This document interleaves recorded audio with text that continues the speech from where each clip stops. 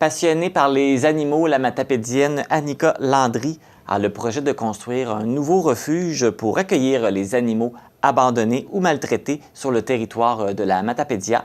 J'ai le plaisir de l'accueillir avec moi. Bonjour Annika. Enchantée. Ça va bien? Oui. Donc, on est ici pour parler de ton projet. Oui. Mais tout d'abord, ça fait combien d'années que tu t'es investi là, pour le service animalier? Le service animalier a pris vraiment le nom du service animalier depuis bientôt 2 ans. Oui, ça a fait 2 ans que j'ai pris vraiment le service animalier. Avant, j'étais connue sous le nom du refuge Entre deux niches. Okay. C'était vraiment un organisme sans but lucratif, mais c'était difficile d'avoir un comité d'administration qui était aussi impliqué que moi. Et j'ai pris l'initiative de vraiment faire comme une entreprise pour pouvoir ajouter des services autour du refuge pour amener des sous au refuge. C'est pour ça que je suis devenue le service animalier, mais je suis dans tout ce qui est animaux depuis mes 15 ans. Okay. Je faisais beaucoup de pensions pour chiens, puis encore dans ce temps-là, j'étais pas dans les chats encore parce que j'étais allergique aux chats avant, mais je faisais beaucoup de chiens. Des fois, je me ramassais avec des dizaines de chiens à la maison. Fait que ça a commencé comme ça, puis tranquillement, ça s'est transformé en service animalier. Oui, c'est ça. Là, comme tu disais, comme tu mentionnes, tu le fais à domicile. Là, tu vas avoir un vrai refuge. Si tu fais ça comme ça, c'est parce qu'il y a une triste réalité ici dans la Matapédia. Oui. À chaque jour, je refuse des prises en charge. Il y a des chatons trouvés en dessous des cabanons, en dessous des galeries. Il y en a un peu partout. Je t'avouerais, j'aimerais ça, être capable de toutes les prendre. Mais il y en a beaucoup. Puis si j'ai pas l'aide de la population, ça va continuer comme ça. Là. C'est bien triste, là, mais je peux pas toutes les prendre. Là. Non, puis en moyenne, c'est combien d'animaux qui peuvent être abandonnés dans une année? Écoute, j'en refuse à chaque jour. OK. Je peux même pas te dire un nom, mais c'est clair qu'il y en a des... Par village, il y en a une centaine, là, tout dépendamment des villages. Exemple, Sébec, il y en a vraiment beaucoup. Okay. Il y a quasiment plus de chats errants que de population. OK. Mais Causapscal aussi, c'est une grosse place où il y a beaucoup de chats errants, mais il y a beaucoup de villages autour que eux, ils en ont très rarement. Mais okay. Il y a des places ciblées où ils en ont vraiment beaucoup, que là, ça va par dizaines. Là. Puis qu'est-ce qui cause justement tous ces abandons d'animaux-là? Les gens qui déménagent, qui laissent leurs animaux seuls dans leur appartement. Ils décident de partir, puis ils peuvent pas apporter leur animal. Fait que l'animal se ramasse seul dans l'appartement. Puis la nouvelle personne qui arrive, bien, elle laisse le chat aller dehors. Souvent, bien, ils sont non stérilisés. Puis on manque de vétérinaires ces temps-ci. On cherche des vétérinaires. Personne n'a des rendez-vous avant 1 an, des fois, d'attendre. Et c'est ce qui cause. Les chats rendus à 1 an, bien là, ils tombent en chaleur. Puis là, bien, c'est tannant pour les propriétaires. Fait qu'au lieu de trouver un moyen, ils ouvrent la porte, puis la maman, elle a des bébés dehors. Puis les bébés, bien, ils font des bébés, puis des bébés, puis des bébés. Fait que c'est ça qui... C'est ça. Il faut les prendre en charge, toute cette petite progéniture-là.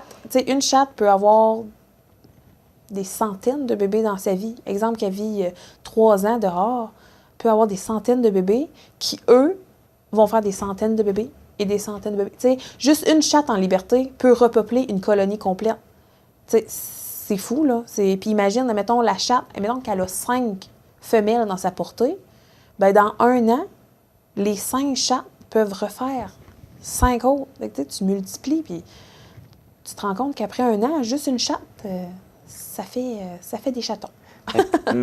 En majorité, les animaux qui sont recueillis, c'est des chats, si je comprends bien? En grosse majorité, oui. Les chiens, étant donné que les gens ont beaucoup peur des chiens, de plus en plus, en fait, dès qu'il y a un chien qui se promène, la municipalité, là, elle les prend en charge. Mais il n'y a aucune personne qui peut les prendre en charge. Okay. Ils font juste les afficher. Souvent, ils appartiennent à quelqu'un, mais quand ils ne trouvent pas à qui appartient, bien, ils l'amènent chez le vétérinaire.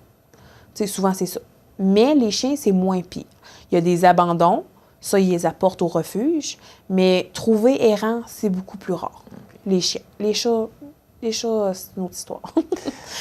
Donc, comme je le mentionnais, tu as un projet de construire un nouveau refuge, parce que j'imagine, chez toi, tu dois manquer de place. Je manque de pièces. Oui. Oui, ça, clairement. Fait que c'est-tu dans l'objectif de pouvoir accueillir plus d'animaux ou c'est juste pour avoir un endroit plus facilitaire? C'est que la MAPAC est très pointilleuse sur tout ce qui est encadrement sur les animaux qu'on recueille. Qu'on recueille un animal ou 50, c'est les mêmes règlements. Il faut une place pour isoler les chats quand ils arrivent, une quarantaine s'ils sont malades, puis une place d'adoption où il y a les chats sains. Puis ensuite, il faut que tous les chats soient vaccinés, tous les chats soient coupés les griffes à chaque semaine. C'est très strict. Il faut que... tu sais, on peut pas avoir de bois. Il faut que ça soit non poreux, facile d'entretien, très lisse. C'est beaucoup, beaucoup de... Si je peux pas faire ça, exemple, moi, j'avais acheté une grande écurie, puis je voulais modifier l'écurie en conséquence de pouvoir héberger des chats, mais ça fonctionne pas. Le bois... Ils sont venus faire leur visite, puis j'ai pas eu d'amende, j'ai pas eu rien, mais j'avais ça à changer. Puis je croyais que mes installations étaient belles parce que c'était facile d'entretien, il était bien, il manquait pas d'eau, il manquait pas de nourriture, il y avait des places confortables, mais c'était pas assez pour eux. Une cage, exemple, avec un brin de rouille, c'est non réglementaire. OK. Ils sont quasiment plus réglementaires que nous, les humains. C'est très, très, très pointilleux. Fait qu'il faut que ça soit bien fait en partant. Puis, réinvestir dans l'écurie pour remettre ça comme si, avec tous leurs règlements, exemple, ça revient plus cher que de bâtir en eux. Donc, on part en neuf. Ouais. Puis là, il serait situé où, le refuge? À Saint-Damas. À Saint-Damas. Ouais. Et puis, ça va être combien d'installations, combien d'emplacements tu vas avoir, combien d'animaux tu vas pouvoir accueillir? Idéalement, ça serait une cinquantaine de places. OK. Il y aurait aussi une place pour ma vente de nourriture que j'effectue déjà. Il va vraiment avoir une place pour ça. Une petite boutique que j'ai fait entrer des produits québécois pour encourager les produits faits au Québec. J'ai quelques petites compagnies, justement, que je suis distributrice pour eux. Et je vais avoir aussi une place pour la pension pour chiens. Il y a beaucoup de demandes dans le coin, avec vraiment une grande enclos pour que ça soit sécuritaire. J'aimerais ça aussi avoir une grande enclos pour que les gens puissent venir apprendre à leur chien, exemple, le rappel, des choses comme ça, des petites choses éducatives que je vais pouvoir mettre en place à cet endroit. J'aimerais ça éventuellement aussi, je suis en train de commencer ma formation en tout ce qui est... au niveau des chevaux. J'aimerais ça aussi ajouter cette... Je sais pas comment l'expliquer, là, mais cette branche à mon arc. Je sais pas comment le dire, là. Oui, c'est ça. C'est ça qu'il faut dire? Une corde à mon arc. Une corde à mon arc, une branche, parce que... Ouais. Mais j'aimerais ça m'ajouter beaucoup de choses comme ça. Je vais commencer aussi mon cours en éducation canine. J'ai mon cours de toilettage aussi. Fait que, il y a beaucoup, beaucoup de services qui vont tourner autour du service animalier. Puis, éventuellement, j'aimerais savoir un employé pour le refuge. Et que moi, j'ajoute les autres choses autour. Là. Ça va être plus qu'un refuge. Il va y avoir plein de services oui, c'est autour. Un service animalier. C'est vraiment, là, étant donné que j'ai pas d'aide des municipalités, que c'est moi qui m'autofinance, dans le fond. C'est moi qui... Si un animal tombe malade, c'est moi qui paye. C'est ma poche à moi. J'ai pas le choix. J'ai pas le choix d'apporter d'autres services pour apporter des sous, parce que juste avec le refuge, c'est pas... C'est pas envisageable. Là. Je ferais faillite déjà. Là, tu es rendu où dans ce projet-là? Là, on est en train de faire des événements bénéfices. On essaye de voir pour que la construction se fasse en 2025. Fait que ça nous donne 2 ans pour ramasser... J'aimerais ça au moins ramasser la moitié du prix de construction qui s'élève à 300 000 $. Quand même. Donc, j'aimerais amasser 150 000 et moi, financer l'autre partie. Mais en amassant le 150 000 me permet, en montant mon plan d'affaires, d'arriver avec la caisse et de pouvoir appuyer mon projet avec le 150 000 d'amassé. Parce que, oui, je veux avoir d'autres services qui vont me sortir un salaire. Parce qu'il y a des gens qui peuvent penser que je veux faire de l'argent avec les animaux. Mais mon but, c'est de faire de l'argent pour apporter le refuge. J'ai pas le choix. J'ai pas le choix de ce côté-là. Et ça me demande tellement de temps, l'entretien des animaux, que je peux pas travailler. J'ai longtemps travaillé 40 heures semaine, en plus des animaux, en plus de mes enfants. mais c'est invivable. C'était des 16 heures par jour. Je peux pas me permettre de faire ça éternellement. Donc, j'ai pas le choix d'aller chercher des moyens, mettons avec mon toilettage, ma vente de nourriture, de me sortir un salaire pour être capable, justement, de m'occuper de ces animaux-là. C'est une roue qui tourne. Si je suis là pour m'occuper des animaux, ben, je peux en recueillir plus que si je suis pas là.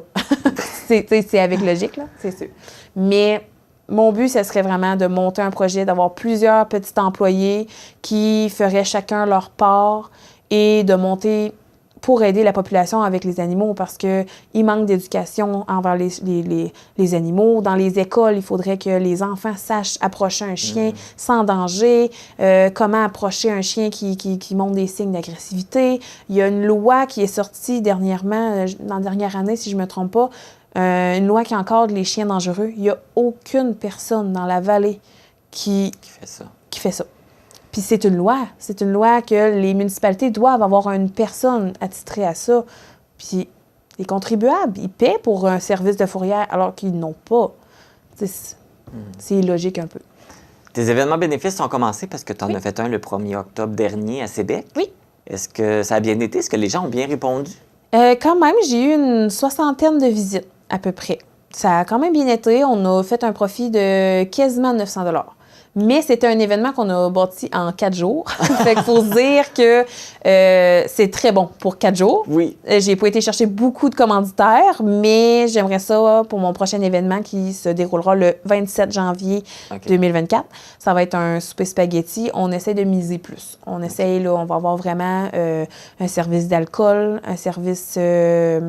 il va y avoir des chansonniers à la fin de la soirée. Ça va être un petit peu plus gros. Oui, ça va être plus gros, ça va être pour les grands-enfants. Là, c'était pour les petits, puis là, ça va être pour les grands-enfants.